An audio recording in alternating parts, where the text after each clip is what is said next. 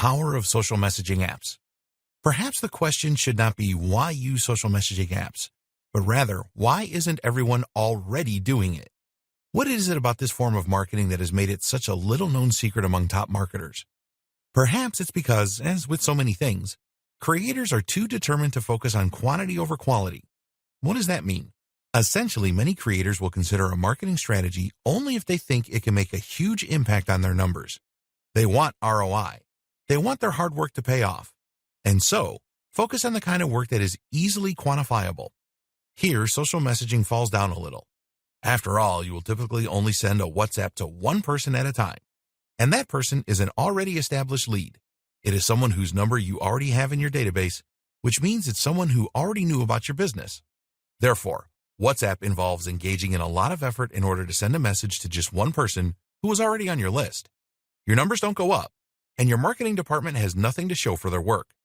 Compare that to a single Facebook post, which, in theory, can lead to thousands of new contacts in a matter of hours, and it becomes apparent that social messaging apps just don't have quite the same appeal for a lot of companies. But that is entirely missing the point. The point of social messaging apps is not to try and get a large quantity of new customers. Rather, it is about building the quality of your existing leads, and it's about conversions. Developing relationships. A lead is a customer, client, or potential customer or client that you have a relationship with. This is someone that you can contact, meaning that you own their contact details, and meaning that they are already familiar with your business. In most cases, they should already have given you permission to message them. When we buy from a company, we will typically go through 4 stages, which are commonly referred to by marketers as AIDA. That means awareness, interest, desire, action. That's awareness of the product, interest in the product, desire for the product, and then the final purchase. If you think of traditional social media marketing techniques as being predominantly aimed at the first 2 points, social messaging marketing is about the latter 2. What's more is that social messaging helps to increase familiarity, trust, and authority. 3 things that help to lubricate the process and encourage a lead to move from the first stage to the latter. You'll collect leads by making sales, by getting customers to sign up for various newsletters, etc., and through the use of chatbots and comments. We will discuss all of these topics later in the training. But once you have the lead, you can't just expect that to lead to sales. And nor should you immediately dive in and try to sell something. Think of this a little like dating. Imagine that you have noticed someone in a bar, awareness, gotten to talking, interest, and then given them your number. They are now a lead. What do you do next? You message them. Wait for them to message you, and you might well have lost that prospective date entirely. Worse is if you invite them over for sex. They hardly know you. So all they're going to do is get creeped out, delete your number, and potentially call the police if you bother them again. Not good. You can't ask for a big transaction like this without first establishing rapport, trust, and mutual attraction. You know what else doesn't work? Sending the new prospective date a series of automated emails designed to work for every type of person. It's not exactly personal, and they'll smell this a mile off.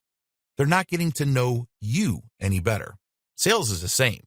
If you wait for a sale to just happen once you have your lead, then you will likely lose that person. Likewise, you can't expect someone simply knowing about your business to be enough to then try to sell to them. Even showing moderate interest is not enough.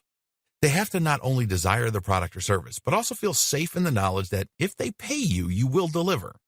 They need to believe that the product or service will be just as you describe it. And they need to know you're not going to then sell your contact details. How do you get someone to know you in both scenarios? You message them, and you have an actual conversation.